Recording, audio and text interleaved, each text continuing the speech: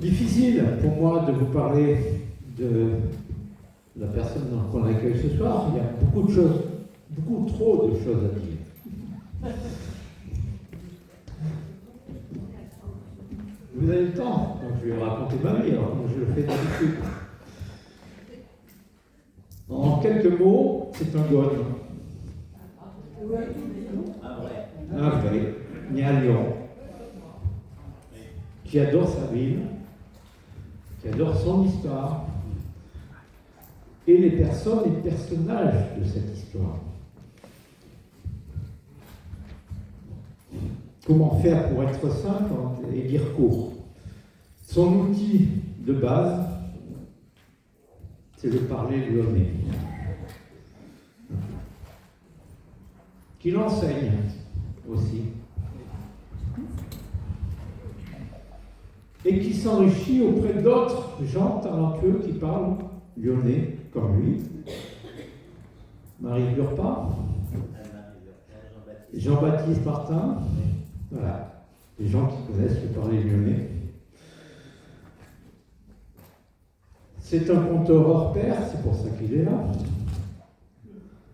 Dès qu'il parle, les personnages s'animent. On revoit les pentes de la Croix-Rousse, on les voit au coin d'une traboule. Pour nous, aimer lire, c'est plus que ça, c'est un ami qui vient nous voir régulièrement. Pour nous, ce qui nous intéresse, c'est sa connaissance de l'histoire, sa connaissance de la sagesse lyonnaise. Pour nous, il fait partie du patrimoine de Lyon. Monsieur Gérard Clocher.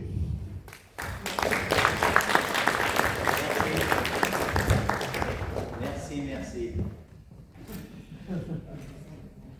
Alors, mesdames, messieurs, disons les phonotes et les gones, nous sommes à Chassieux, mais c'est comme si nous étions à la Guillotière, d'autant que la Guillotière et Chassieux étaient dans les autres fois en Isère.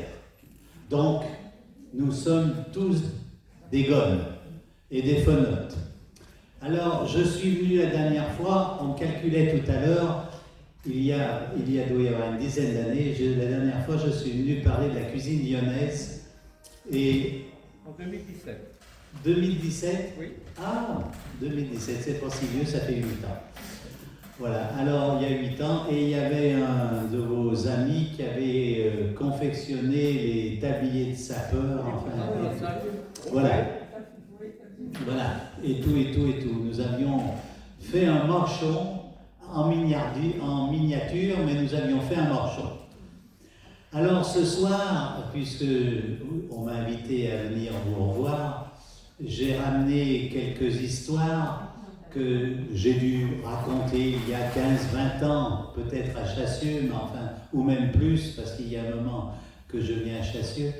Mais peu importe, vous savez, quand on est devant sa télé, on revoit toujours les mêmes choses, et tous les soirs. Alors, une fois tous les 15 ou 20 ans, on peut se permettre de rappuyer sur le bouton. Voilà. Alors, je vais vous raconter ce soir la chaîne de la Bellonie. Alors, la Bellonie, c'est pas l'abbé. L'Onie, c'est la Bellonie. Voilà. Elle s'appelle Bellonie, comme elle pourrait s'appeler Joséphine. Là, elle s'appelle Bellonie. Alors, je vais vous raconter la célèbre histoire, la chaîne de la Bellonie. Une qui fut joliment courme et censément toute penaude, ce fut la Bellonie Goujon quand le soir du 8 décembre, en se déficelant pour se mettre au bardanier, elle trouva qu'elle ne trouvait plus sa chaîne autour de son cou. Sa chaîne, oui, monsieur, dame, sa chaîne en or, qui lui venait de sa maman et aussi de sa mère grand, qui était son bijou de famille, manquablement sa part d'héritage, et qu'elle comptait bien d'emporter avec elle un jour ou l'autre à l'œillasse, vu qu'étant vieille fille, elle n'avait pas d'enfant à qui elle l'aurait laissé après soi. Alors vous avez vu qu'il y a des Mouillonnais, je pense que ça suit, parce que tout le monde ne peut pas de Lyon, il en faut bien un peu partout. Il y a des Parisiens peut-être. Non, bah alors on est en famille. Elle n'avait pas non plus de neveu ni de nièce, vu qu'elle n'avait été que 2 filles du père et de la mère Goujon, et que sa sœur, la nana, était vieille fille comme elle, et mêmement un peu plus, et dans tous les cas autant que de besoin pour ne plus penser aux conjugaux.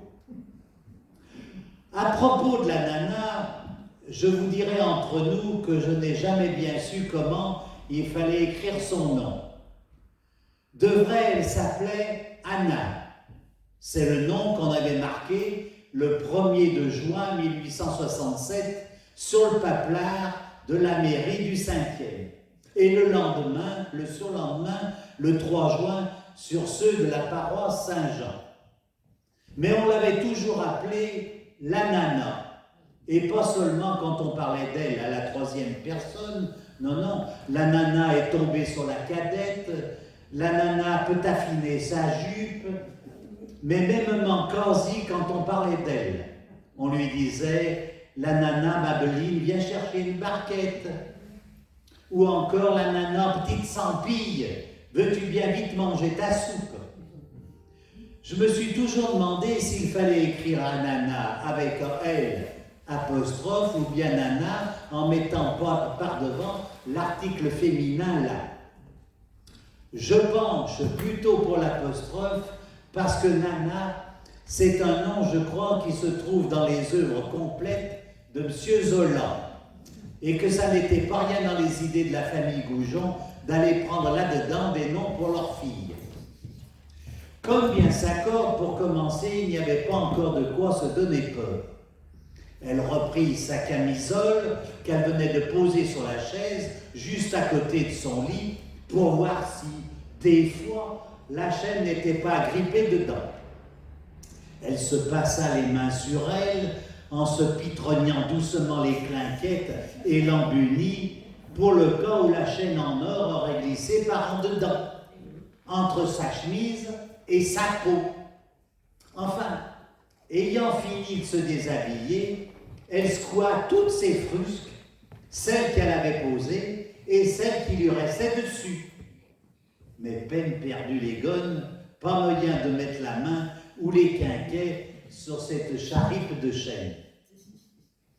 Alors, elle se rappela qu'en rentrant de voir les illuminations, à 9h petantes comme tous les ans, elle avait posé tout de suite sa jolie robe à volants avec son corsage mauve qu'elle mettait que dans les grandes occasions. Elle les avait posées pour se mettre à son aise et finir de ranger leur cuisine en se redisant avec sa sœur tout ce qu'elles avaient vu de beau. La robe et le corsage étaient encore là, sur le dossier d'une autre chaise.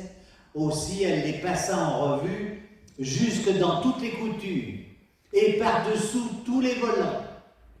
Mais berniques enfants, toujours pas de chaîne. Alors, elle se mit à examiner l'un après l'autre les carreaux de sa chambre, avec toutes les petites rigoles qui s'ouvraient entre les carreaux, et même en se mettant d'abord à cacabeson, puis à quatre pattes, puis à plat ventre, elle passa la main par-dessous son bardanier, et dessous sa commode, et dessous son armoire. Mais vas-y voir Benoît, Sylvienne, la chaîne restait introuvable, censément autant qu'un urbain quand les Galapians assassinent le monde. C'est alors qu'elle commença d'avoir pour de bon la traquette. Et comme la chose était grave, voilà la Bélonie qu'appelle sa sœur. « Dis, la nana, qu'est-ce que tu veux ?» Il faut vous dire que la nana était déjà dans sa chambre à elle, et mêmement déjà couchée. Parce qu'il faut vous dire aussi qu'elle demeurait au 39 de la rue Saint-Jean, au 4e, sur le devant, dans un appartement de 3 pièces, et qu'ainsi, elle pouvait se payer de faire chambre à part. Oh, mais c'est qu'elles étaient cossues, les demoiselles Goujon. Pensez voir. Elles vivaient de leurs rentes, et des rentes bien converties, puisqu'elles étaient toutes les deux des bonnes paroissiennes de la cathédrale, et mêmement qu'elles appartenaient à la confrérie de Sainte-Pétronille. C'est tout dit. Et il y avait au moins 50 ans qu'elles restaient dans cette maison, juste en face et au-dessous de la cure de Saint-Jean, et qu'ainsi, elle pouvait savoir tout un chacun qui entrait chez le 4e et le 5e vicaire, ce qui était joliment commode pour le répéter le dimanche à leurs consoeurs de la Sainte Pétronie. Voilà donc la Bélonie qui appelle la nana. Écoute, j'ai perdu ma chaîne. Quelle chaîne? Ma chaîne de cou, pardine. Ma chaîne en or. Vous pensez si la nana en a fait un bond en bas de son lit, elle enfile sa jupe et sa camisole, elle se met ses pieds dans ses pantoufles et la blague qui s'amène dans la chambre de sa cadette. Et vous pouvez bien vous imaginer les questions qu'elle lui a posées. Où que tu l'as perdue? Je n'en sais rien. Depuis quand tu en as aperçu? Ben, depuis tout de suite, en me déshabillant. Elle ne serait pas des fois dans tes affaires. J'y ai regardé. Et par terre, j'y ai regardé aussi. Et sous le lit, sous la commode, j'ai regardé de tout partout, Nana. Et alors, où donc elle est? Ben, si j'y savais, je t'aurais pas appelé. La chaîne en or de notre maman et de notre mère grand, c'est pas mieux poste qu'elle soit perdue. Pour ça, j'en ferai une maladie. Vous allez peut-être vous figurer que là-dessus, la nana a commencé d'ablager sa sœur en lui disant que ça devait arriver, qu'elle n'avait point de tête, qu'elle avait voulu avoir cette chaîne quand leur pauvre mère était défunte pour faire la coquette étant plus jeune, et qu'elle aurait bien mieux fait de la lui laisser à elle, qui ne l'aurait pas perdue, et peut-être et peut-être là. Enfin, toutes les raisons qu'une chipie pouvait dégoiser. Mais si vous vous figurez ça, c'est que vous ne les connaissez pas, les sœurs Goujon. C'est qu'elles étaient deux braves filles et de bons communs, l'une avec l'autre. Deux bonnes sœurs, quoi. Enfin, je veux dire des sœurs qui s'entendaient bien. Alors la nana a pris la parole et voici ce qu'elle a dit. Écoute, Bélonie, faut pas se marcourer. Assis-toi là que moi et tâche un moyen de réfléchir en commençant par le commencement. Quand est-ce que tu as pris ta chaîne? Ben, je l'ai prise avant de partir pour aller voir les illuminations. Tu l'as prise juste avant de partir. Tu es allé à la cuisine.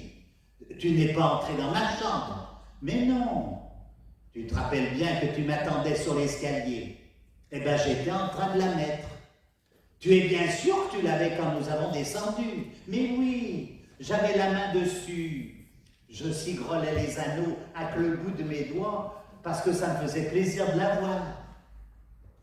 Tu as peut-être appuyé sur le ressort et elle sera tombée dans l'allée. Non, je l'avais encore sur la place Saint-Jean. Tâchons moyen de nous remémorer par où ce que nous avons passé. Ça, ce n'était pas bien difficile. Depuis au moins 30 ans, chaque année, elle faisait, messieurs, dames, le même tour le soir du 8 décembre. Elles sortaient de leur allée en tournant à main gauche. Elles traversaient la place Saint-Jean et elles allaient jusqu'au quai. Ensuite, elles suivaient le quai Fulchiron jusqu'à la passerelle Saint-Georges. Elles enfilaient la passerelle et elles suivaient la rue Salan jusqu'à la rue Victor Hugo.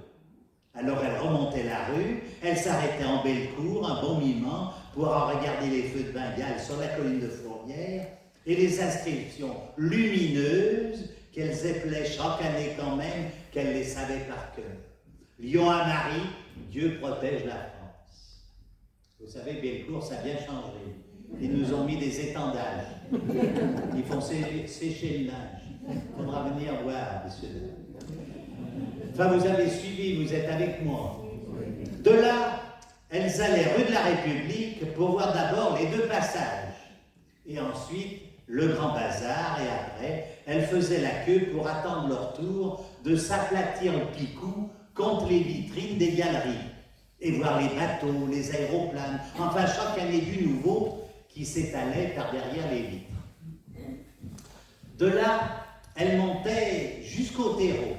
Elles regardaient l'hôtel de ville, qui immanquablement était tout noir, et ça leur donnait l'occasion de se soulager la conscience en ablageant tous ces francs-maçons que nous gouvernent mais entre elles deux comme de bien s'accorde, parce qu'elle n'aurait pas voulu faire de l'escandale sur la place.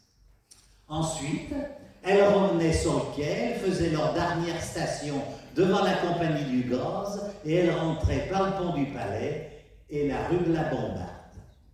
Les voilà donc que commencent de dévider le chapelet des rues par où ce qu'elles avaient passé. Et vous pensez bien que c'était difficile de deviner à quel endroit la chaîne avait bien pu se perdre. La Belloni ne savait que deux choses, c'est qu'elle l'avait place Saint-Jean et qu'elle venait seulement de trouver qu'elle ne l'avait plus. Pour sûr, dit alors la nana, quand on leur a volé devant les galeries farfouillettes ou des fois devant le grand bazar. Mon Dieu, dit la Belloni. Je me rappelle à présent que juste devant la vitrine, il y a une espèce de grand gognon que m'a mis sa main autour de ma taille. Autour de ta taille? Oh, la sampille! C'est pas de croire qu'un 8 décembre, il y a encore du monde comme ça dans les rues. Seulement, après réflexion, la nana ajouta, « Mais tu n'avais pas ta chaîne à ta taille. » Oui, mais il m'a dit quelque chose à l'oreille. À l'oreille? Oh, l'horreur d'homme! Et t'as osé l'écouter? Et qu'est-ce qu'il t'a dit, Belloni? Il m'a dit, « Oh, la jolie brune, alors on ne pourra bientôt plus se promener la nuit dans les rues sans trouver des misérables que manquent de respect à des orphelines. » Écoute, Belloni, c'est quand même ta faute. Ta robe ne va qu'à ton mollet et tu mets des volants. Tu verras qu'un de ces jours, il t'arrivera malheur. Crois-tu que c'est lui qui a volé ma chaîne? Après réflexion, la nana reprit, « Tu ne l'avais pas non plus à l'oreille, ta chaîne. Et manquablement, il n'est pas dû te la voler avec la bouche. Si m'a mis la main autour de la taille, il aurait bien pu des fois me la mettre autour du cou sans que je m'en aperçoive. Tu crois, Belloni? Ben, j'en ai bien peur, la nana. Et en rentrant chez nous, qu'est-ce que nous avons fait? À ce moment-là, la Belloni pousse un cri. « Oh mon Dieu, je me rappelle, je suis allé aux Écommuns. » Aux Écommuns? Où par Sainte-Marie des Terreaux? Dépêchons-nous d'aller y voir. Vous pensez bien qu'elle n'avait pas les Écommuns chez elle. Ça, c'est des choses qu'on peut voir seulement dans les bâtisses neuves des Bretons. Mais les architectes des autrefois ne pouvaient pas se figurer que des gens de bonne éducation voudraient avoir ce bocon chez eux, des fois, comme ça, à côté de leur cuisine. Ils les mettraient dans les escaliers, et à raison d'un quart d'heure par personne et par jour, ils trouvaient que c'était déjà bien assez d'en mettre un pour 2 étages. Et moi, je trouve qu'après tout, leur façon de comprendre l'hygiène valait autant que la nôtre. Mais vous pensez bien aussi qu'il n'y avait pas l'électricité aux Écommuns. C'est pas des endroits illuminés avec l'électricité, on ne sait jamais les explosions que peuvent se produire. Vous savez bien celle qu'il y a eu pendant la guerre au bord du lac de Vénissieux. Il n'y avait pas non plus de chelut, vu que la concierge avait protesté qu'elle n'était pas là pour s'occuper de ça. Tout un chacun y allait de nuit, n'avait qu'à porter sa bougie. Voilà donc la nana et la Belloni qui allument une lampe et qui s'en vont en pèlerinage aux Écommuns. Elles se penchent, elles examinent, mais pas moyen de rien voir. Elles n'osaient pas tâtonner dans le trou avec les mains. Ça leur faisait regret tout de même. Enfin, elles rentrent chez elles, elles décident de se coucher en se disant que la nuit porte conseil. Mais elles ne dormirent guère ni l'une ni l'autre, pensez voir. Une chaîne d'or qui leur venait de leur maman, qui la tenait de leur grand. Et dire qu'elle l'avait perdue le seul jour de l'année qu'elle sortait la nuit. Et encore par dévotion. Le bon Dieu ne devrait pas laisser arriver de choses pareilles tout de même. Il y en a de ces choses tout de même qui vous feraient perdre la religion si on ne l'avait pas trempée dans le corps. Le lendemain, la nana et la Bélonie sont allées comme tous les jours à la messe de 6h30 à Saint-Jean. Et ensuite, elles sont revenues chez elles pour boire leur café à la Dubelloire. Ensuite, sur le coup de 8h, elles sont allées en rue d'Hôtel de Ville, de Pardardier l'église Saint-Nizier pour chercher dans sa guérite le commissionnaire. Enfin, vous ne savez pas, mais le commissionnaire dans les autres fois, c'était celui qui tondait les chiens, qui taillait les chats et qui débouchait les éviers. Enfin, le Père Valois pour l'appeler par son nom.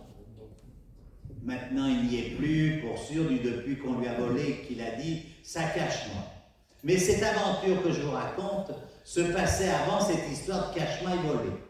Elles lui ont demandé poliment s'il ne voulait pas venir, en retroussant bien sa manche, de continuer les recherches qu'elles n'avaient pas osé achever la veille. En attendant, elles avaient bien recommandé à leurs voisins de tâcher moyen d'aller aux autres étages et surtout de ne pas jeter des seaux d'eau. Mais ça ne risquait pas, on n'a pas de l'eau à Lyon à peut affiner pour ça. Et le Père Valois est venu et il s'est mis à cacabeson et puis à genoux sur le carré. Il a trempé le bras jusqu'au fond. Il a cherché en gassant pendant au moins 1 heure et il n'a rien pu trouver. Mais ça leur a coûté 40 sous quand même. Ensuite, elles sont allées en rue Saint-Jean, au bureau des objets trouvés. Elles ont trouvé là un gomme bien démené que les a reçus bien poliment. « Vous avez trouvé quelque chose, mes belles dames ?»« Non, monsieur, nous avons perdu. »« Quoi donc vous avez perdu? Une crinoline, une capote ou des fois un parapluie ?»« Non, monsieur, une chaîne en or. »« Une chaîne en or? Voyez donc où la coquetterie va se nicher. Vous ne seriez pas par hasard des actrices de cinéma? Oh, vous voulez bien vous taire? Non, monsieur. Nous sommes de Saint-Jean et de la confrérie de Sainte-Pétronille. Et quand donc vous l'avez perdue, cette chaîne? Hier soir, entre 7h30... Attends, j'ai coupé le volume.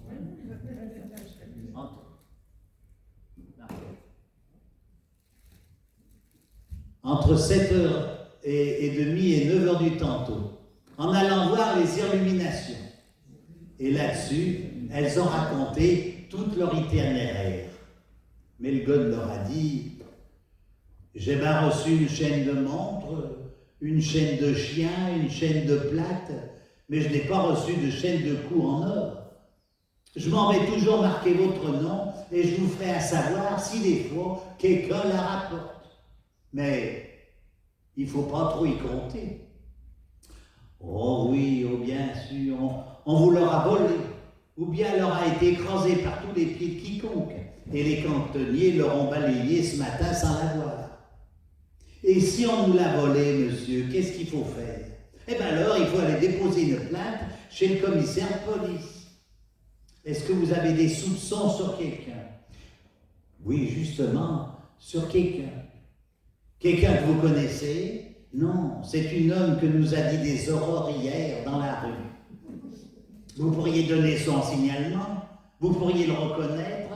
Oh, monsieur, le reconnaître, il faudrait d'abord l'avoir à regarder. Pensez, des honnêtes jeunes filles comme nous ne regardent pas ces gens-là. Allez toujours chez le commissaire. Elles y sont allées. Et il ne leur a pas caché qu'il n'y avait pas beaucoup de chances de retrouver leurs voleurs si toutefois on les avait volés. Et que ça ne serait pas d'hasard qu'on pourrait des fois retrouver cette chaîne dans les mains d'un galapian qu'on attraperait pour autre chose.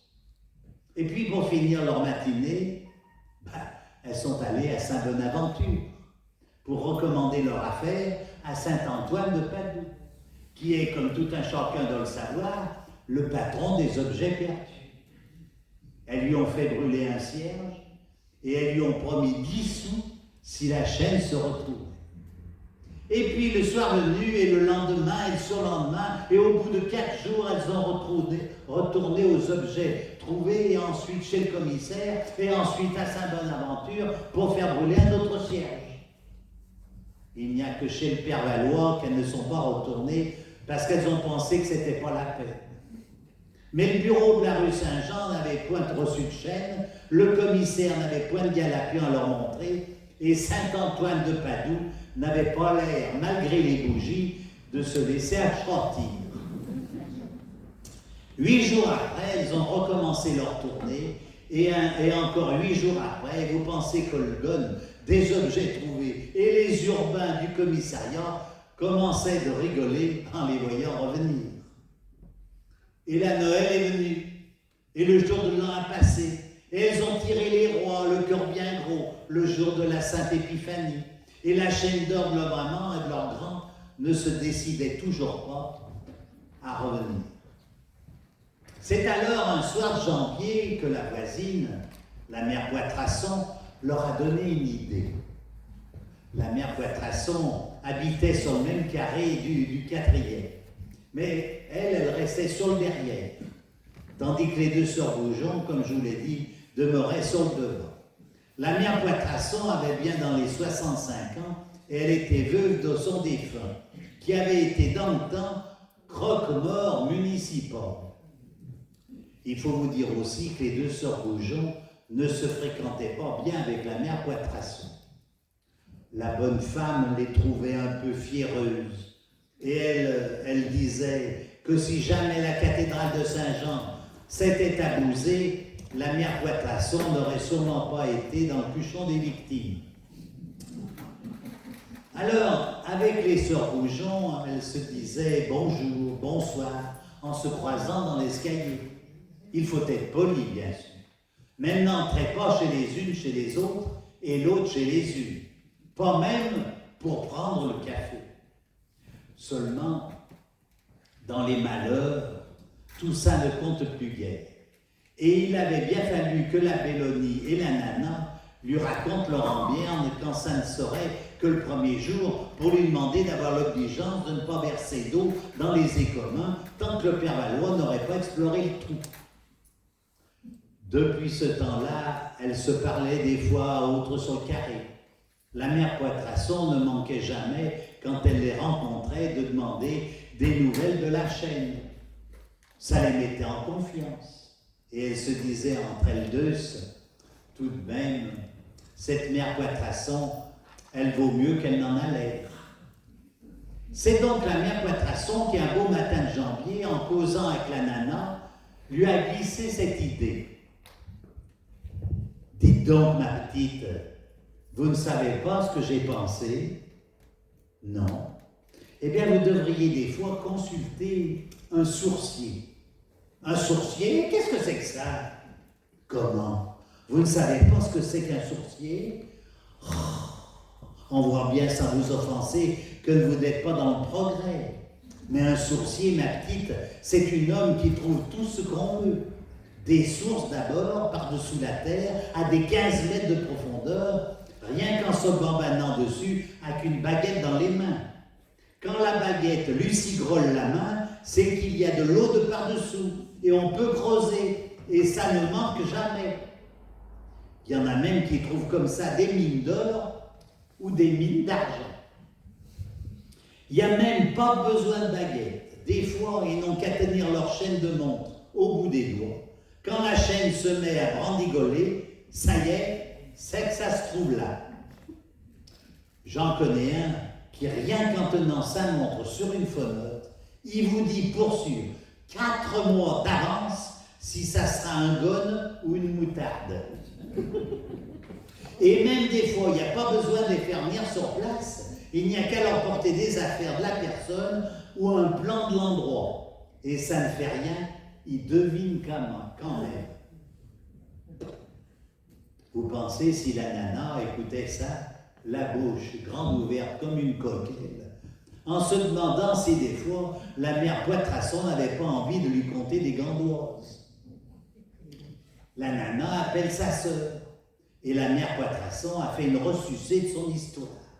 Et les 2 sœurs se reluquaient en remuant un peu le coqueluchon. Puis elles l'ont bien remercié, en lui disant qu'elles y penseraient. Mais une fois rentrées chez elles se sont dit que cette histoire n'était pas bien catholique, que ces sourciers, s'il y en a, devaient être censément dépossédés et qu'il vaudrait mieux ne jamais retrouver la chaîne de leur maman que de la faire chercher par le diable. N'empêche que cette idée leur est entrée dans la cervelle et que petit à petit, elle y faisait son chemin. Et la mère Poitrasson ne manquait jamais, depuis ce jour-là, de leur répéter, à se rendre compte, ça sera bien comme vous voudrez, mais qui ne risque rien à rien. Vous devriez quand même aller consulter ce sourcier. Tant et si bien que le jour de la Chandeleur, qui tombe, comme vous le savez, tous les ans, le 2 février, elles étaient décidées. Elles avaient demandé à la mère Poitrasson l'adresse du sourcier qu'elles connaissaient. Mais avant d'aller chez lui, elles ont pris leurs précautions. Elles sont allées faire bénir un cierge à la procession des cierges à Saint-Jean. Elles l'ont allumé dans leur chambre. Et puis bravement, en tremblant un peu, elles sont parties chez cet homme qui demeurait impasse de Catelin. Vous le savez où c'est? Vers la rue Sainte-Hélène. Et elles avaient bien convenu qu'elles ne lui diraient presque rien, tout juste le nécessaire pour voir s'il était si savant. Et elles n'avaient parlé de ça à personne, surtout pas à leur consort de la confrérie de Sainte-Pétronille. Elles auraient bien eu trop peur qu'on les regarde de traviole et qu'on les prenne pour des hérétiques. Les voilà donc chez le sourcier. Et je vous promets qu'en le voyant, elles ont été bien attrapées. Elles croyaient de voir un grand Christodidos avec des lèvres serrées et les yeux de loup-garou. Et en fait, c'était un petit raboulot avec une grande barbe blanche et des bons yeux doucerets comme tout. Il avait l'air d'un bon grand-père, beaucoup plus que d'un bon méchant homme. Il s'appelait Monsieur Tristoquet. Elles lui ont dit ça qui les amenait et demandaient ça que ça leur coûterait. Et Monsieur Tristoquet leur a répondu « Pour le prix, nous verrons plus tard. J'ai besoin de vivre, c'est vrai, mais je n'exploite pas le monde.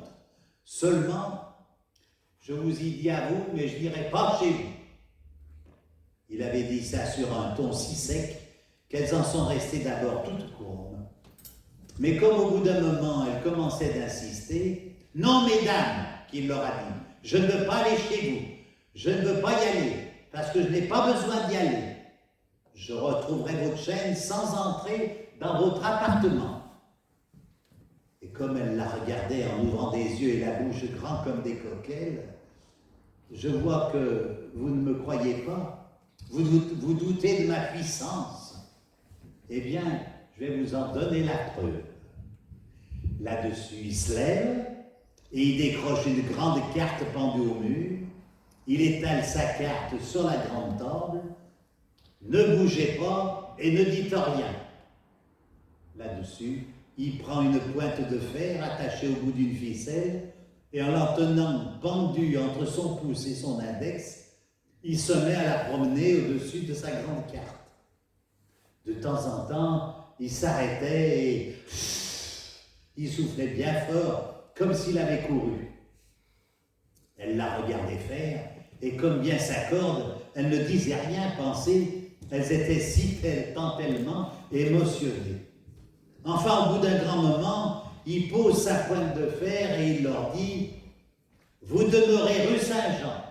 Je n'ai pas les numéros sur le plan, mais entre la rue Sainte-Croix et la rue Saint-Étienne, du côté du numéro impair.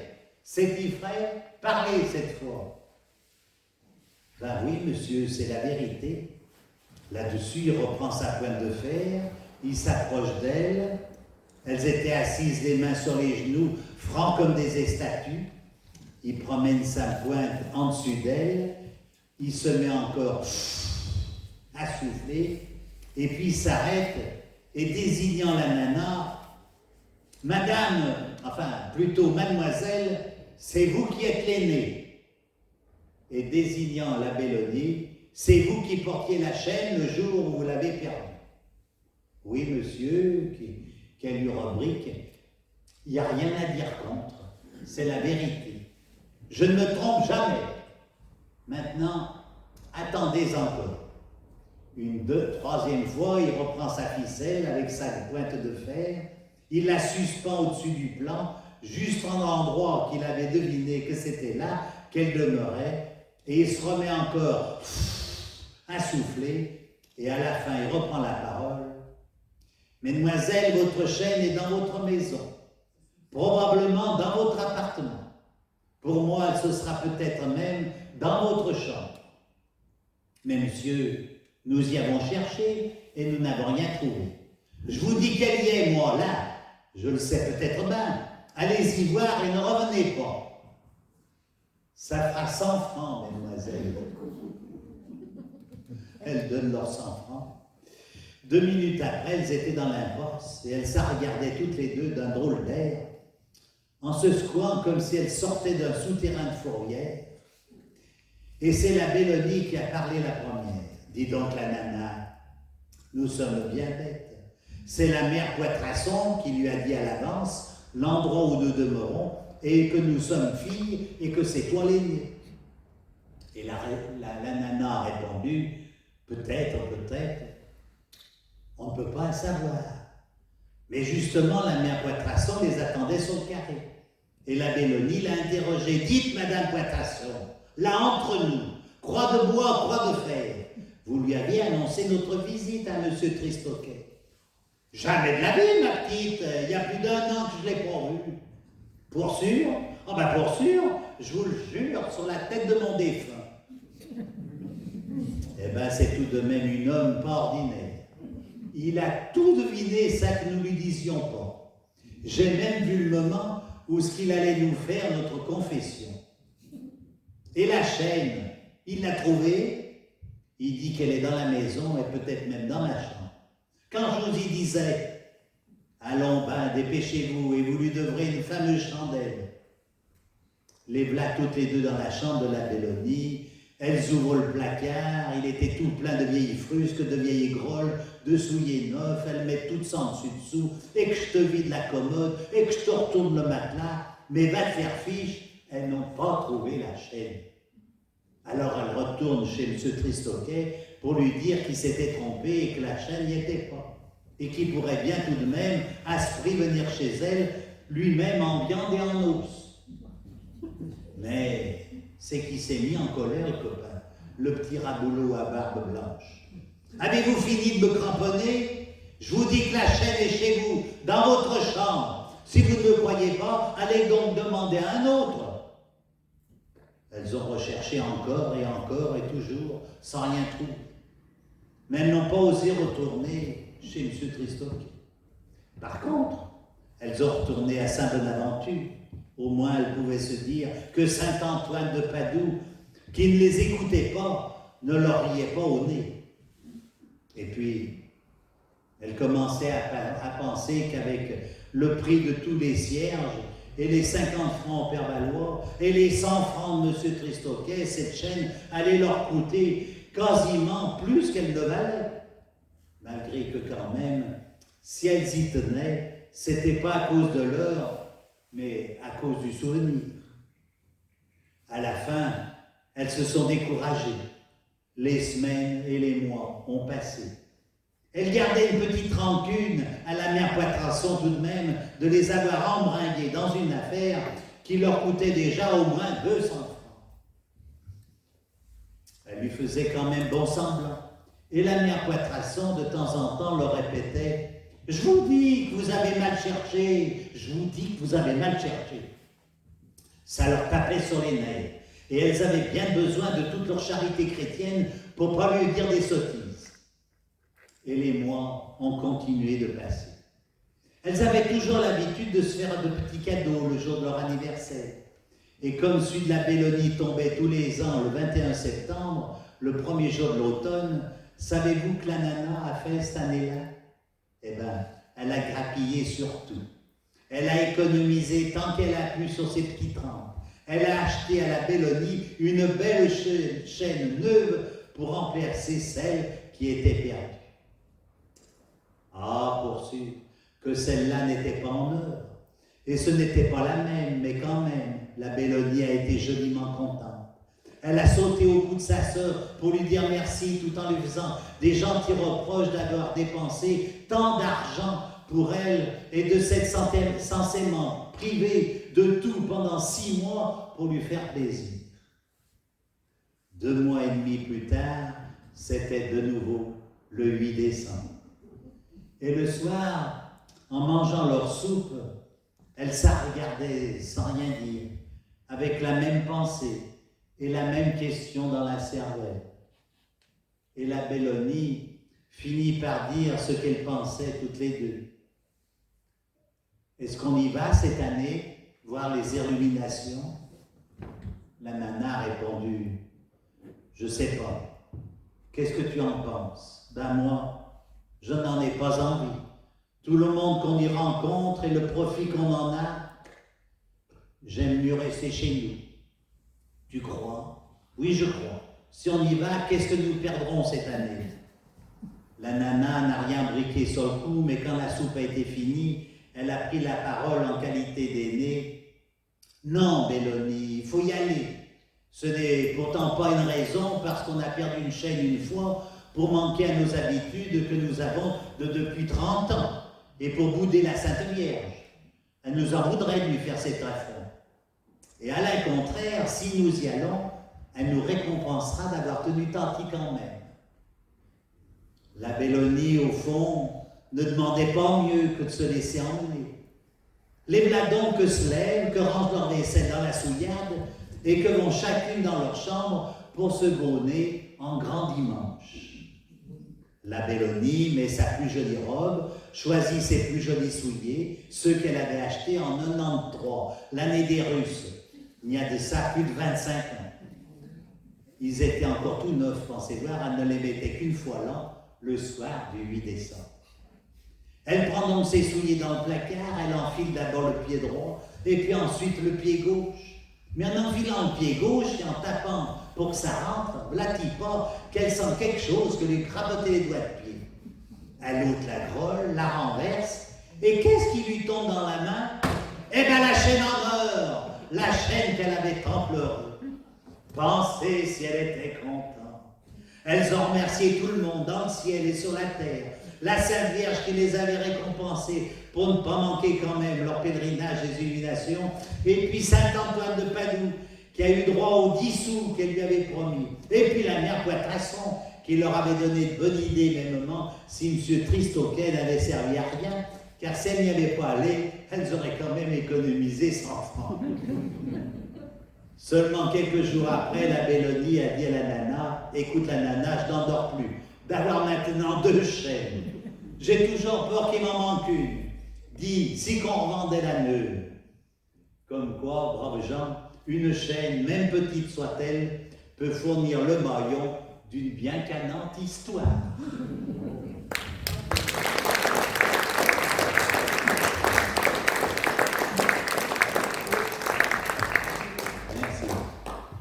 Donc cette histoire, elle était due à la plume de Monseigneur Lavarenne. Monseigneur Lavarenne, certainement que d'entre vous en avez entendu parler, il était né en 1885, il est mort en 1949 et il a une rue à Lyon, et puis un buste sur la place Benoît Crépu. Voilà, il a écrit, enfin il a laissé en héritage des histoires qui ont été publiées. Après sa mort, Lyon, son visage et son âme, nous autres les Gones, et Gandoise et Gognandise. Voilà. Donc il a écrit également 2 pièces de Guignol, Cyrano Guignol et Chanteclair Guignol. Voilà ce que je peux dire sur Monseigneur Lavarenne, qui est entré aux Amis de Guignol, dont je suis le président, en 1913. Il était rentré tout à fait par hasard. Et quand on lui avait dit de venir à la réunion qui se passait dans un bistrot, il a dit quand même, à 8h du soir, un curé dans un bistrot, enfin ça s'est bien passé, il y est rentré, il y est resté jusqu'en 40 ans. Voilà, voilà pour Monseigneur Lavarenne. Alors on on a encore 5 minutes, maman. Oui, oui. Alors je vais vous raconter l'histoire qui s'intitule l'armoire. Alors l'armoire, c'est une histoire qui est arrivée à un couple qui avait hérité de cela et qui ne savait pas comment l'aller récupérer, et ils se sont décidés d'y aller un jour jusqu'à la gare des Brotteaux, puisque c'est là que ça se passait, de retirer les paquets. Et donc je vais vous raconter ça. J'espère qu'elle ne vous engendrera pas la mélancolie. Quand la Phrasie Mattepont hérita de sa tatan que restait à Mionnet en Bresse, elle a cru qu'elle avait gagné le Pérou. Mais de par après, elle a bien déchanté, car en définitive, le plus clair de son héritage consistait à une grande bringue d'armoire, une vraie caserne, si tant tellement lourde et haute que c'est à peine si 3 hommes de Colagne arrivaient à la faire seulement brandigoler. Les Mattapons de ce temps-là restaient au 5e, en rue Burdeau, franc en face des escaliers que monte sur la place du Perron, là où on a mis les statues du colonel Chardonnay, qui inventa, comme tout un chacun le sait, la soie artificielle. Vous voyez bien à peu près. Vous n'avez pas du tout allé vous y bambaner. La Phrasie s'orinait son nœud maintenant pour qu'il fasse venir cette fameuse armoire, mais lui, le Gaudius, qui était un peu pâté et négligeable de son naturel, traînassait l'affaire, répondant toujours à sa bourgeoise « Oui, oui, on verra bien ». Enfin, à force de le tirer piller, la Phrasie obtint que le Gaudius fasse le nécessaire. Et par une belle matinée de juillet, les Mattapons eurent un bout de papier leur annonçant que l'armoire était à leur disposition en gare des Brotteaux. De ce moment, le Gaudius ne connut plus un seul instant de repos. « Va me chercher mon armoire, mon Gaudius, va chercher mon armoire. » « Dis, quand donc que tu iras chercher mon armoire, Gaudius, quand donc ?» que lui répétait la Phrasie toute la sainte journée. Lui, il ne savait plus que faire. Des fois, n'y tenant plus, il s'en sauvait et s'enfermait dans les écommuns. C'est bien pour dire que c'était un pauvre homme, pas vrai? Enfin, au bout de 15 jours de ce commerce, le Gaudius, pour avoir la paix, déclara qu'il irait chercher l'armoire le samedi d'après. Oh, pensez si elle était contente. Elle était censément aussi grande, cette armoire, que la caserne de la Pardue. Alors pour ça, il emprunterait la carriole du Joanny et le prierait même de lui donner la main, parce que tout seul, il ne pourrait pas en venir à bout. Ça n'amusait à guère Gaudius, qui aurait mieux aimé cet antibardané à travers un jeu de boules. Tout son samedi que d'aller s'esquinter à charrier un grand monument d'armoire, qu'on ne saurait pas seulement où la mettre dans l'appartement. Enfin, comme on dit, le vin est tiré, fallait le boire. Ça ferait un samedi de perdu, mais de par après, mon Gaudius aurait la paix quelque temps avec sa bourgeoise. Donc le samedi suivant, voilà mon Gaudius parti avec le Joanny qui tirait la carriole. C'était plus convenable, rapport, que la carriole était à lui. Pour aller, ça marcha très bien. Ils eurent d'abord fait de dégringoler la côte Saint-Sébastien et ça leur y avait donné un tel élan qu'ils allèrent quasiment jusqu'à la place Kléber, sans s'en apercevoir. Arrivé en rue Garibaldi, le Joanny voulut s'arrêter. Il avait là un cousin que tenait un petit comptoir, quasi à l'angle du Courviton. On ne pouvait pas moins faire que de lui dire un petit bonjour en passant, histoire de vider un verre. Le Gaudius, que demandait qu'à se rafraîchir vu qu'ils étaient tout trempes de chaud, rien que d'avoir vu courir le Joanny dans les brancards, accepta avec empressement. Ils entrèrent et restèrent un grand moment à discuter avec le cousin du Joanny, puis ils reprirent la carriole et arrivèrent à la gare des Brotteaux sans argent. Là, le Glodius montra son bout de papier à tout le monde pour avoir son armoire. Mais on l'envoyait dinguer ailleurs. Pourtant, à force de demander de tout partout, il tomba sur le bon endroit. On le mit en présence de la fameuse armoire qui bouchait censément la bonne moitié de la gare des Brotteaux. Pourtant, la gare est conséquente. Oh là là, mon Dieu! Quand Glodius vit ce monument, il se donna peur et allait chercher le Joanny qui a été resté dehors avec la carriole. Celui-ci, qui était un bon gomme, suivit son compagnon, mais quand il vit cette grande embringue d'armoire, il se mit à cacher à son tour. Mais c'est pas possible! Mais jamais on pourra emmener ça! C'est pas une armoire, on dirait une plaque. Ça n'a ni queue ni tête. On sait même pas par quel bout y prendre. Allons-nous-en, Glodius, allons-nous-en. Oui, mais le Glodius avait fait trop de chemin pour abandonner son affaire, et puis surtout, il avait peur de se faire ablager par sa fenote s'il s'en revenait les mains vides. C'est rien du tout, Joanny, c'est rien du tout. Ça fait de l'effet, parce que c'est debout. Il lui rebriqua. Mais une fois de champ, tu verras, ça sera plus rien. Tiens, viens avec moi, on va l'embarquer à nous deux. Le Joanny était de bon comment, aussi il voulut bien tenter l'expérience. Mais les deux gones eurent beau la prendre dans leurs bras, comme s'ils voulaient danser avec, étirer et pousser à se faire un nœud dans les grosses poignes, cette charipe d'armoire bougeait pas plus que le pont de la guillotière. C'était à s'en faire péter la tête contre la cadette. Quoi donc on va faire, dit Glodius, qui était tout pistoufle des efforts qu'il venait de faire. On ne peut pas rien la laisser à la gare jusqu'à la fin du monde. Attends-moi là, Joanny, attends-moi là, Glodius, que lui rubriqua Joanny, qui avait de l'aime à regonfle. Je vais aller chercher un ami qui reste là à côté et qui est fort comme un turc. Tu verras, il aura d'abord fait d'embarquer cette saloperie de meule. Et le Joanny partit et le Glodius l'attendit en regardant son armoire qui donnait d'air à la prison Saint-Paul, en moins triste quand même. Au bout d'un bon moment, le Joanny revient avec son ami, un nommé Rostagnan, qui était marchand de charbon et qui était aussi sale, parlant par respect, que le cul de la toile.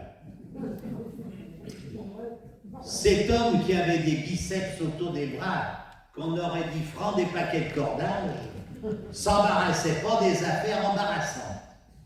Il s'approcha de l'armoire et Hardi-Denis, aidé du Joanny et du Glodius, cramponnés après comme si leur salut éternel en dépendait, ils finirent par traîner cette embringue jusqu'à la carriole, tout ça sans avoir écorniflé quelques portes et autres affaires du même genre de la gare des Brotteaux. Le Rostagnan était terrible, d'un seul coup, il coucha l'armoire sur la carriole et la ficela proprement pour qu'elle gosse. Et puis bien gentiment, il proposa aux deux amis: « Vous savez, j'ai un petit moment devant moi, et si vous payez à boire en route, eh bien, je vous donnerai la main pour monter cette grande carcasse jusque chez vous. Ça vous va-t-il » La proposition fut acceptée d'enthousiasme, et voilà mes trois gones en route. Le Joanny dans les brancards, le Rostagnan qui poussait par dernier, et Glodius que se tenait par côté pour que ça n'accroche pas le monde en chemin. Arrivés rue Tête d'Or, les trois gones avaient chaud. Sillon décida de Colagne de s'arrêter dans un café que se trouvait justement là. Mais une fois dedans, v'là-t-il pas que le Rostagna trouva des amis. Un gonne que se nommait Johanny aussi, et un autre qu'on appelait Zizi. On ne sait pas pourquoi, un sobriquet quoi. Tout content, on fait connaissance, on boit des pots, et au bout d'une bonne heure, v'là le Zizi qui se met à dire « Où donc que vous allez comme ça avec cette grande caisse? C'est qui pour emballer le cheval de bronze ?» Alors on lui expliqua tout. Le Zizi et le nouveau Johanny, qui était un peu fiole et avait le vin obligeant, proposèrent tout de même de se joindre aux trois mamies pour aider à charrier ce grand fantôme d'armoire. Bien entendu, tout le monde fut enchanté et les voilà partis tous les cinq. Les deux Johanny, le Rostagna, le Zizi et Glodius. On arriva comme ça, place Kléber. Là, il fut décidé à l'unanimité qu'on ne pouvait plus tenir, qu'il faisait une chaleur à ne pas s'y reconnaître et qu'on allait tous prendre un verre de bonne amitié à la santé de cette charrette de meubles. Comme vous pensez, les 5 gonnes n'engendraient pas la mélancolie. Aussi, il fut vite rejoint par des consommateurs que se trouvaient déjà dans le comptoir. Et figurez-vous que justement d'hasard se trouve là un autre Johanny, ami intime de Zizi. Pour dire vrai, ce troisième Johanny n'était pas bien reluisant, avec une vieille roupane pisseuse comme tout et une casquette qu'on aurait dit franc qui s'était lavé les pieds avec. À part ça, c'était un bon gomme, et tout de suite il fut embauché dans le cortège de l'armoire. Après avoir encore bu des pots, v'là donc mes 6 gonnes que se mettent en marche. Pour simplifier, on avait mis les 3 Johanny dans les brancards, le Rostagna à son poste poussé par dernier, le Zizi et Glodius soignaient chacun de côté afin que cette sacrée armoire n'éborgne pas les passants.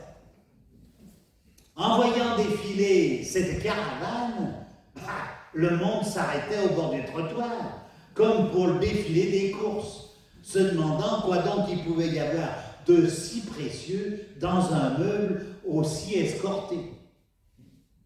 Vers la place Morand, le troisième Johanny, ayant aperçu un de ses amis, lui fit signe de venir lui donner la main, et ce nouveau gonne s'appelait Tonin. Et à part qu'il était franc sous perdu, il avait l'air bien convenant. On le mit dernier Rostagna, et les 7 gonnes s'engagèrent sur le pont Morand. La traversée de la place de Lézan fut magnifique. Tous les rendeurs des ateliers d'après ou de peinture applaudissaient et gandoisaient attenant la procession de l'armoire, et les 7 gonnes n'étaient pas en retard pour répondre des gognandises. C'était censément comme une cavalcade des autres fois pour le dimanche des Brandons. En rue Royale, pile en face de la ficelle Croix-Paquet, ce fut fini de rire parce qu'à partir de là, ça montait. Aussi l'armoire se faisait de plus en plus lourde, d'autant plus qu'on avait été obligé de mettre le Tonin sur l'armoire, tant il était sous, et de là-haut, il faisait l'imbécile pour faire rire le monde. Les gonnes commencent à tirer la langue et à être pistoufs. Voyant ça, un des Johanny, pour encourager la troupe, se mit à chanter. Il avait une belle voix pour crier au secours et ne trouva rien de mieux que d'entonner la chanson des montagnards, qui est si sentimenteuse. Ce qui fait qu'au lieu de leur donner du courage, ça leur y coupait sensément les pattes. D'autant plus les gonnes qu'à chaque instant, il y avait un refrain qui disait « Atla, atla, atla, les montagnards sont là ». Alors, mais cette gonne s'arrêtait quasiment et la carriole en profitait pour essayer de redescendre et de retourner toute seule à la gare des Bretons. Voyant la peine qu'ils avaient, d'autres gones s'attelaient de bonne amitié à la voiture. D'autres poussaient au risque de faire abouser ceux qui étaient par devant. On en ramassait comme ça tout du long, ce qui fait qu'en arrivant rue Burdeau, en bas de chez Claudius, ils étaient 17. Enfin, 16 à vrai dire, car le tenain était franc-sou. Il servait de rien. Et si on l'avait laissé sur la carriole, c'était seulement pour faire joli. Quand la Phrasie visait à sa fenêtre cette congrégation de monde qui lui apportait son armoire, elle crut qu'on avait lâché Bron et Saint-Jean-de-Dieu. Mais les 17 gones ne s'embarrassaient pas des ramagnots de la Phrasie. Ils déficèrent l'armoire, mirent le tenain sur le trottoir et en avant, que je te la pousse dans l'allée et par les escaliers. La concierge tenta bien de se mettre en travers de cette invasion en criant qu'elle ne voulait pas qu'on entre une maison dans sa maison. Et peut-aller. Les gones la bousculèrent, les trois joignis écrasèrent quasiment son miron et l'armoire commençait à être grimpée jusqu'au premier. Là, tout le monde s'arrêtèrent et s'épongeait. Ils étaient trempes de chaux. Le tenain pleurait en disant que c'était dommage de monter cette caisse là-haut, vu que ça lui aurait fait une jolie maison de campagne pour s'installer dans les îles de la Platte.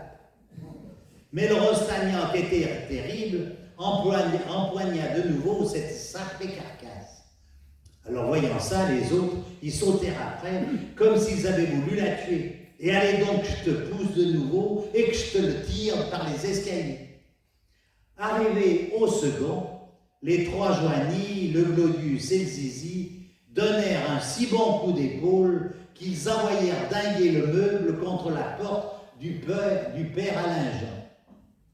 En entendant ce bruit terrible, voilà que mon imbécile de père Alain Jean que se met à crier au secours par la croisée, d'une manière si tellement épouvantable qu'on fut obligé de lui jeter des seaux d'eau sur le coqueluchon par la fenêtre d'en dessus pour le faire taire. Enfin, à force de tirer et de pousser, mes 17 gones amenaient cette charripe d'armoire sur le carré du quatrième. Mais le plus difficile restait à faire, parce qu'à partir du quatrième étage, les escaliers se rétrécissaient. Ça faisait quasiment comme un colidor. Le Zizi, voulant faire l'artignole, poussa si tellement fort que cette saloperie se mit de traviole, bouchant le golet des escaliers, coinçant la moitié des gones en dessus et la moitié d'autres en dessous. En voyant ce malheur, mon Rostagna donna un coup d'épaule affreux, mais l'armoire était si tellement calée qu'elle ne me remua ni pied ni patte. Là-dessus, voilà les gones que se mettent à discuter tous à la fois. Faut faire ci, faut faire ça, enfin, tout le monde s'égosillait, et au-dessus de ce charivari, on entendait la voix perçante de la Phrasie qui attendait picotant de son armoire sur le beau devant de sa porte en criant « L'abîmez pas, surtout l'abîmez pas !» Comme on ne pouvait pas rester là jusqu'au jour de l'an, le Rostagna s'avança, il fit tirer de côté les trois joignis et le Zizi, qui était par en dessous, puis prenant son élan, il poqua l'armoire de toutes ses forces pour la décamoter de contre la rampe. Ce coup-là ne rata pas. Voilà ma charripe d'armoire que brandigole et que part en deux-six par les escaliers avec un fracas terrible. Tous les gones se mirent à lui courir après, en gueulant « Arrêtez-la, arrêtez-la » Mais what? Cette grande bringue positivement enragée sautait à chat-huit les marches, poquant la rampe, saccageant les portes. Mêmement, sur le carré du deuxième, elle accrocha la sonnette, ça fit un carillon affreux chez la mère Gratimiron, que se dépêcha d'aller ouvrir et manqua de s'abouser d'épouvante en voyant cette gourdifeuille de monte courant par les escaliers. À force de sauter, de poquer à droite et à gauche, cette grande bourrique d'armoire vint s'éclaper en 1000 briques en bas de la montée, avec un bruit si tant tellement conséquent que la concierge s'en sauva et qu'on ne la retrouva seulement que le lendemain, enfermée dans les uns communs de la maison d'en face avec son miron sur les genoux. Comme de bien s'accorde, après une tombure pareille, l'armoire était tout écramoyée, dépontelée de fond en comble. Et les 17 connes, en arrivant en bas, ne trouvèrent plus qu'un tas de bois. Comme ça, dit le tonnin, que Césaria avait dégrisé, ça sera plus commode pour remonter l'armoire. En prenant chacun un morceau sous le bras, on aura bientôt la rentrée. Sans compter que Philglodius, que se consolait facilement, que ça fera du petit bois pour éclairer le feu cet hiver. Quant à la Phrasie, mes pauvres gonnes, elle est immanquablement rentrée chez elle, et pour se consoler, s'est enfilé un grand verre d'arquebus. Aussi, si d'hasard vous la croisez sur le boulevard de la Croix-Rousse, ne lui parlez pas rien de son héritage, elle serait fichue de vous mettre dans l'armoire.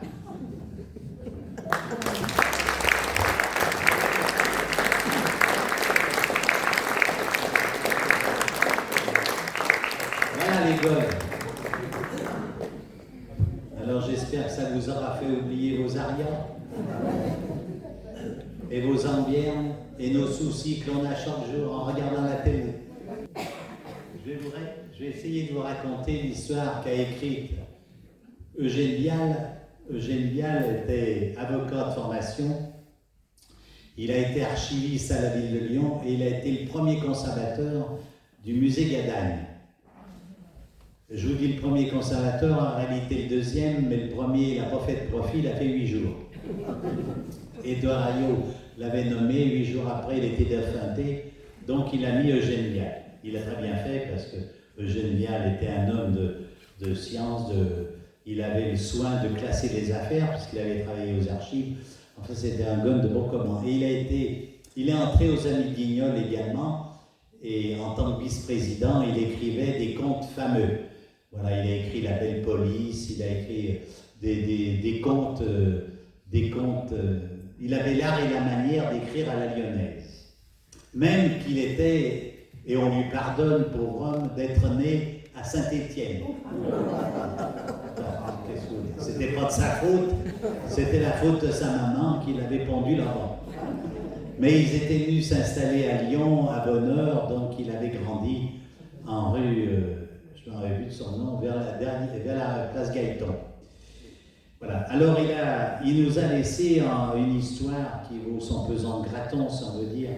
C'est le secret de la Gloria. Alors je vais vous la raconter et vous la garder pour vous, parce que je ne voudrais pas que dans Chassieux, demain, vous faites des piapias sur ce que je vous ai raconté et puis que ça fasse des histoires à ne plus en finir. Alors autant que ça reste entre nous. Alors je compte sur vous, n'est-ce pas? Alors voilà, pour vous, monsieur, dame, à la demande générale, moins une voix, la mienne, le secret de la Gloria. Pour être un secret, c'était un secret que le secret de la Gloria. Rien que ça, c'est bien écrit. Voilà. Eugène Vial avait l'art et la manière. Vous voyez, dans cette phrase, tout est dit. Pour être un secret, c'était un secret que le secret de la Gloria.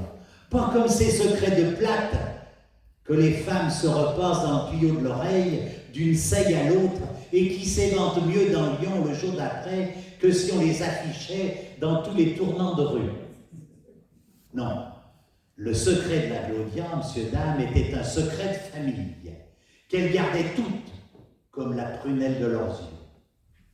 Avant d'être le secret de la Gloria, il avait été le secret de la Tonine, sa mère, et encore avant le secret de la Dodon, sa grand, et ainsi de suite en remontant depuis celle qu'il avait inventée, et on ne sait ni qui, ni quand. Car il n'était que pour les femmes, le secret. De plus, il s'était trouvé qu'il y avait toujours eu une fille dans la maison et qui s'était toujours mariée. Mais ce qui n'était pas de croire, c'est que personne d'elle l'avait jamais dit à personne. Dans la famille, le jour que la fille ou l'aînée des filles prenait ses 20 ans, sa mère lui apprenait par cœur, bien sûr, parce qu'en l'écrivant, quelqu'un aurait pu moucher le papier ou seulement le lire et le savoir. Et c'était trop conséquent pour qu'on ne se méfie pas. Pensez-donc. Ce secret, c'était un secret pour faire les maths fins. Oh, les maths fins. C'est bien peut-être bien après les bugnes, comme de juste, mais tout de suite après, la meilleure gourmandise qui se fabrique dans Lyon. Et rien que dans Lyon. Parce qu'enfin, les gens qui ne sont pas d'ici peuvent bien faire des crêpes, comme ils disent, mais les maths fins ne sont, n'est-ce pas les gonnes, que de chez nous. La Glaudia, l'aînée des Bigalais, qui avait 21 ans, avait donc eu le secret.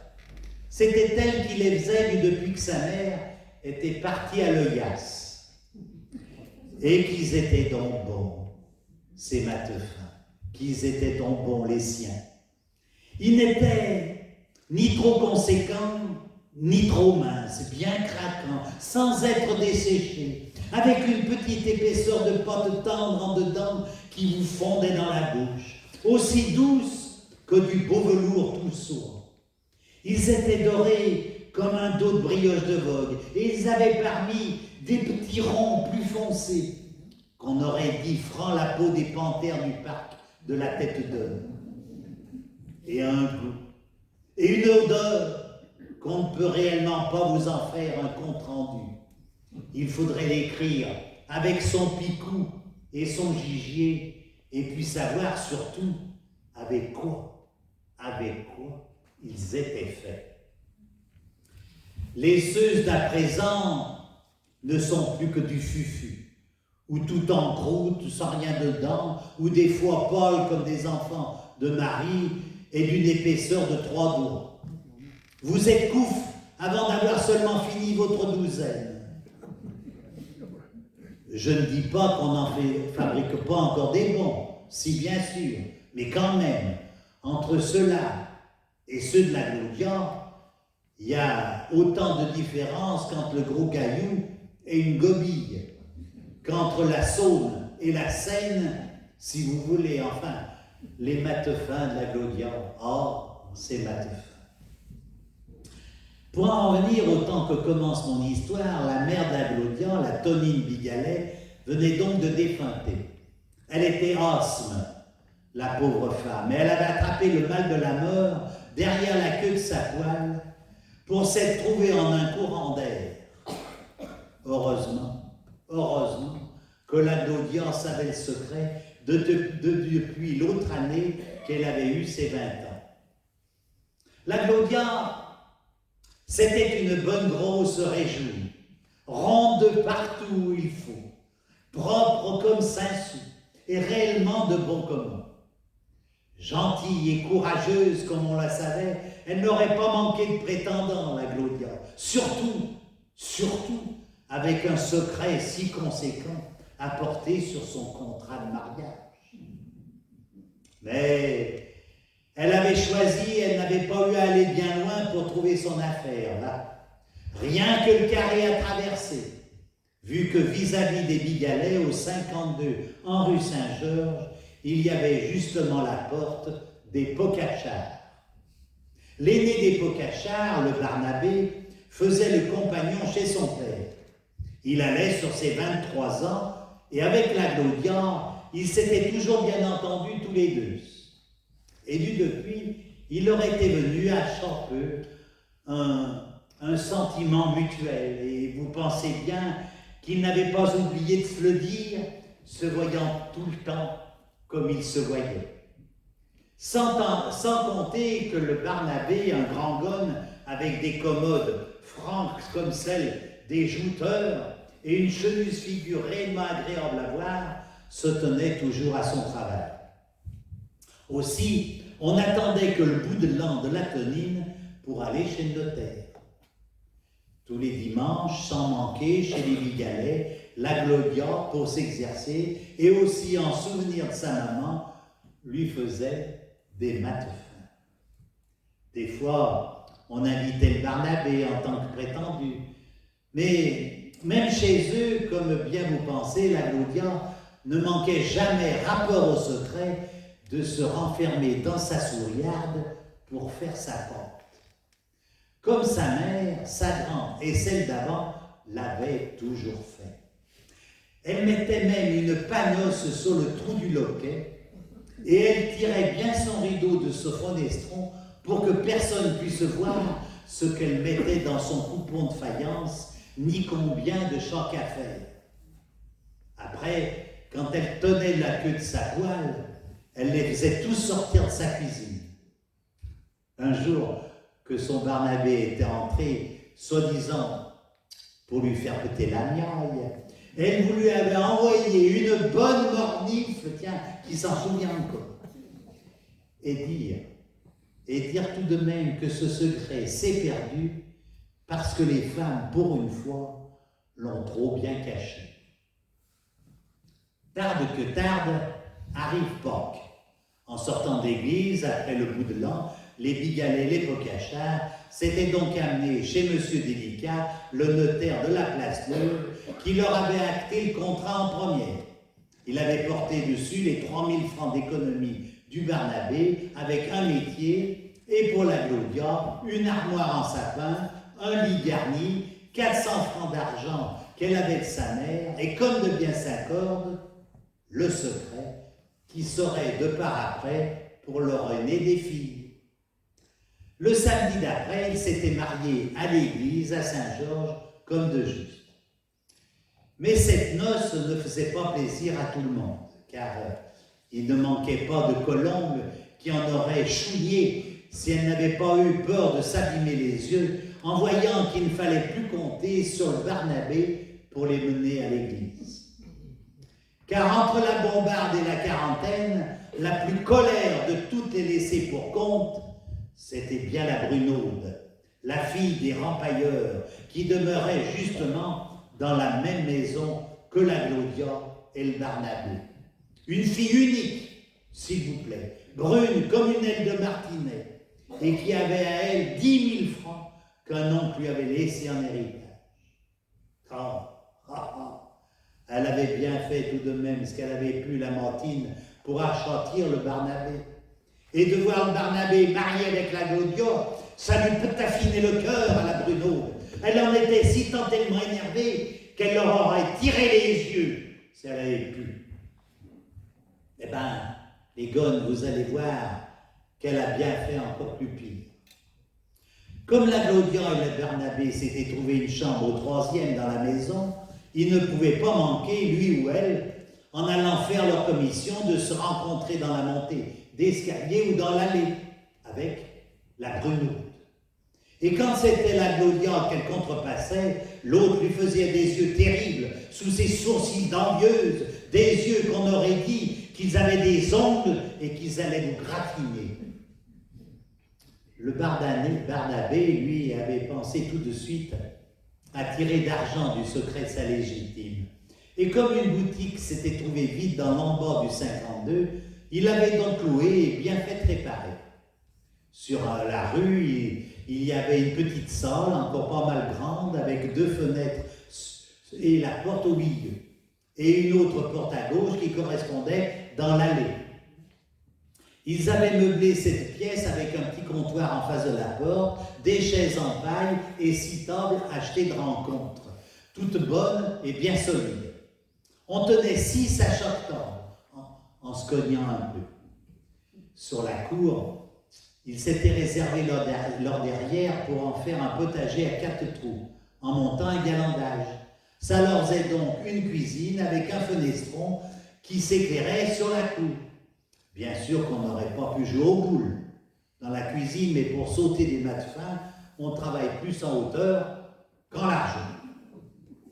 La cour n'était pas bien grande non plus, vous l'auriez toute couverte avec 2 draps de lit. Mais elles sont toutes comme ça dans le quartier. Et puis, elle était bien passagère vu qu'au fond, il y avait 2 portes. La porte des escaliers de la maison et une autre d'une allée qui menait dans une 2e cour, franc contre la banne, où il y avait une école, la plus fréquentée du quartier et un atelier de dévidage. Enfin, entre ces deux portes, dans un petit renfoncement qui avançait, on voyait une espèce de baraque en planche qui était référence parlée les écommuns du 52, avec 2 petits cœurs découpés dans le bois pour donner du jour au monde. L'aventure de la boutique était toute peinturée de neuf, en rouge, et vous lisiez sur l'enseigne en grandes lettres jaunes, Canaries, au vrai bon café Pocachard. Il faut dire qu'il n'était plus resté de place pour écrire Matefin, et ils avaient mis café, ne sachant pas quoi mettre d'autre, vu qu'ils tenaient que des Matefins, avec des gratons, et pour boire du brouillis. Mais un brouillis numéro 1, par exemple, un joli vin clair de l'année, que rien que sa couleur vous incitait d'en goûter et de par après d'en demander d'autres pots. Le matin, la Claudia descendait première, se renfermait bien dans sa cuisine pour faire sa pâte, suivant son secret, en attachant le rideau de la fenêtre avec une épingle. Et puis ensuite, elle allumait son charbon de bois et ils attendaient la pratique. On a bien raison de dire, allez, que le bon vin n'a pas besoin d'enseigne, ni les bons Matefins non plus. Ils n'avaient pas ouvert depuis 15 jours qu'ils étaient réputés dans tout Lyon et qu'il leur venait du monde à ne pas savoir où les mettre. Il en rappliquait toute la sainte journée, vu que, monsieur, dame, il n'y a pas d'heure pour s'appliquer une douzaine de bas de fin avec quelques pots de Beaujolais. La Claudia, comme bien vous pensez, ne faisait ses Matefins que sur commande. On s'amusait en attendant avec des gratons. Et puis elle avait 2 poêles. Elle était devenue si tant habile qu'elle en tournait une dans chaque main. Le Barnabé les apportait tout chaud, tout bouillant, et il allait tirer les pots à la barille. Pour un oui, pour un non, tous les Lyonnais, qui étaient un tant soit peu portés sur leur bouche, s'amenaient au vrai bon. Et quand ils y étaient venus une fois, ils ne tardaient pas d'y revenir en amenant des nouveaux. Enfin, toujours est-il, les Pocachards auraient eu vite mis de côté de quoi vivre en ne faisant rien, sans le malheur qui leur est arrivé. Arrivé par traîtrise. Au bout de 6 mois, au moment qu'ils étaient obligés de refuser tous les jours des clients. La Claudia, elle, n'abondait plus, pensez-vous. Elle travaillait maintenant à 4 poils. Les bareilles ne leur duraient que 3 jours, et ils pensaient à se faire encore 2 trous à leur potager. Ouais. Il ne faut compter sur rien dans la vie de ce monde. Un soir, mon Barnabé et la Claudia s'étaient encore laissés piger par la Brunaude au moment qu'ils étaient en train de se faire péter la gnoille sur le carré du 2e. C'est vrai qu'ils n'avaient pas eu une minute d'heuse de toute la journée, mais qu'ils auraient donc mieux fait d'attendre, d'être à leur 3e et derrière leur porte. La Brunaude, qui était toujours enflammée comme une chatte de gouttière et qui n'arrivait pas à se faire une raison, en avait lâché sa Berthe dans les escaliers en les voyant se coquer. Alors, elle était rentrée chez elle, le cœur si bourrodé qu'elle avait juré de se venger, et tout de suite, ça l'étouffait. Le lendemain, ayant encore broché toute la nuit et viré dans son bardanier comme un veson dans un fromage, elle descend à la piquette du jour jusque chez l'arboriste de la place de la Trinité qui sortait seulement ses volets. Elle lui prend 1 kilo de bourdaine fraîche, remonte chez elle et se met à fabriquer une infusion forte comme tout, avec autant de bourdaine que d'eau, et bouillie pendant une bonne heure. Ça ne sentait rien, ça n'avait quasi pas de goût, ni de couleur, mais rien qu'un fond de verre vous aurait déclenché la cacarelle à tout un régiment. Ainsi, son bocon bien conditionné, elle le verse dans 2 topettes et se met à soigner la Claudia par la fenêtre. Elle la voit justement qui avait fini sa pâte et que remontait à leur chambre pour quelque chose qu'elle avait oublié. Profitant de cette aubaine, Elle descend vite dans la cour. Le fenestron de la cuisine n'était pas joint et la pâte dans un coupon tout contre, sur le coin du potager. La brunote verse de par-dedans ses 2 topettes, donne 2 coups de cuillère pour bien mélanger, voit que ça ne se voyait pas, puis regrimpe à la galope les édegrés jusqu'à son chez elle sans que personne l'ait remarqué. Les gones, ce que la jalousie peut vous faire tout de même. Ce samedi d'hasard, les pratiques n'avaient pas bien abondé au Grébon. Mais comme 11 heures sonnaient à Saint-Georges, la porte sur la rue s'ouvre et ils amènent au café toute une noce qui sortait de l'église. Ils étaient 18 qui venaient justement s'ouvrir un peu l'appétit avant d'aller dans un bouchon où ils avaient commandé leur morceau. Une noce, tout ce qu'il y a de bien. La mariée tout en blanc, s'il vous plaît. Une traîne longue, comme ça. Et lui, en vagnotapant avec un bugne tout neuf. Il s'assoit et demande des matefins qu'on leur apportait à mesure, des gratons et du brouillis. Et il riait, et il quinchait, et il couillonnait, comme on peut faire un jour de noces, pas. En ayant déjà tous avalé un, les voilà que se mettent à faire un concert en attendant leur second. Le garçon d'honneur était justement en train d'en chanter une. J'emmène la Marguerite, j'emmène la douce. Seulement, quand tout par un coup, il s'arrête net, comme si on lui avait coupé le sifflet. Se passe 2 fois la main sur l'embas de son gilet, tout en tournant les yeux. Il se précipite à la 6-4-2 vers le comptoir où le Barnabé tirait des pots. « Dites, patron !» qui lui fait, et il lui surchote le reste à l'oreille. « Ah oui !» qui dit le Barnabé, « dans la cour, au fond, la porte qui a 2 cœurs. » Et le garçon d'honneur s'en sauve par l'allée comme s'il avait le feu après lui. Le temps de fermer un œil et en voilà un autre de la noce qui prend aussi ses jambes à son cou, puis le père du marié, puis une tante à elle, puis la mariée, sa trame sous le bras en perdant un soulier. Ils se suivaient tous, quasi comme à une procession. Mais une procession qui aurait pris le mort aux dents. Bref, ils n'abordaient pas de se trotter. Au bout de 5 minutes, ce dame, il ne restait dans la salle que le marié, vu que l'émotion l'avait empêché de manger, et la mère d'elle qui finissait son 2e en disputant déjà son genre. Elle, ça se comprenait qu'elle soit si résistante. Vous savez aussi bien que moi qu'une belle-mère, ça n'a pas d'entrailles. C'est pas moi qui l'ai écrit. Dans la cour maintenant, c'était un véritable psychotique qu'on entendait depuis la rue. Tout le restant de la noce était contre la porte à 2 cœurs, à la cibreler et à vouloir passer premier. Et ils tapaient à grands coups de pied pour qu'on ouvre, et ils se disputaient les uns les autres, et ils attrapaient à bras-corps ceux qui étaient devant eux, et ils agonissaient le garçon d'honneur pour qu'il donne sa place. Bah oui, lui, il ne pouvait seulement pas sortir, ni ouvrir la porte puisqu'elle s'ouvrait en dehors. Combien vous pensez, les 15 qui attendaient avaient bien pensé se trotter quelque part dans une allée d'à côté et dans la montée d'escalier ou n'importe où. Mais je t'en siffle, c'était 11h30, les dévideuses sortaient de la seconde cour avec les gommes de l'école, qui étaient bien au moins 60. Les locataires du 52 étaient tous descendus pour voir l'accident.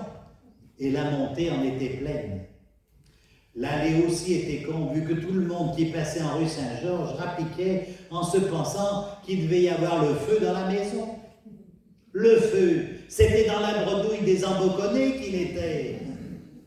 Et la noce, qui ne pouvait plus ni entrer ni sortir, se tortillait sur place, en quinchant parmi toute cette congrégation de monde.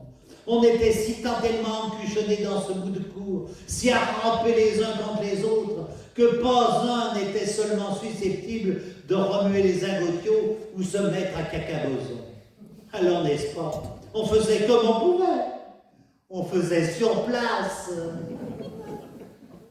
Dans la rue, il y avait un saccage de monde. On commençait de raconter que c'était des clients que les Pocachards avaient empoisonnés paraissent que près, qu'ils étaient tous morts. Au moins 30. On cachait. Allez donc chercher le commissaire et des médecins. D'autres étaient entrés dans le café et démolissaient tout, en agonisant le Barnabé et la Claudia. On les tirepillait, on les appelait assassins et on les menaçait d'aller les ficher en Saône pour leur apprendre. Le marié, lui, pleurait comme un veuf qui n'a pas encore eu le temps de s'y habituer. Et la belle-mère, qui avait tourné de l'œil, gigotait sous une dable en appelant sa fille et son homme. Elle était fraîche la noce. Ils semblaient tous des pillereaux et on ne les aurait pas pris avec des pincettes, excepté le garçon d'honneur qui, par force, s'était retrouvé à la soute tout le temps que l'émeute avait duré.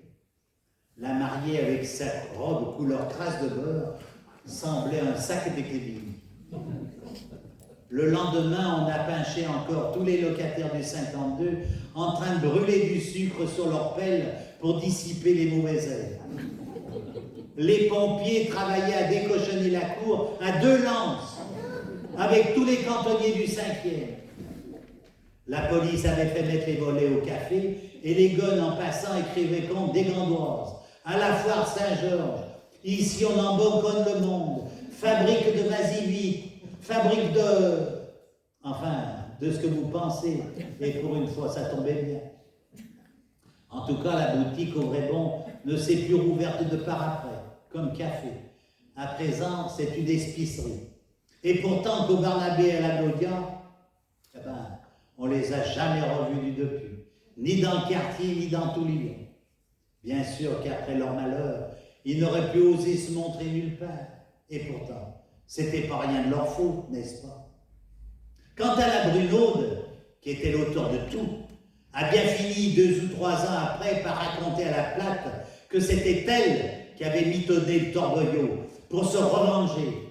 Mais, que voulez-vous, c'était trop ancien pour qu'on la fasse passer aux assises. Mais elle a quand même été bien punie, cette envieuse, car elle s'est mariée avec un homme qui boit et qui la bat comme plante.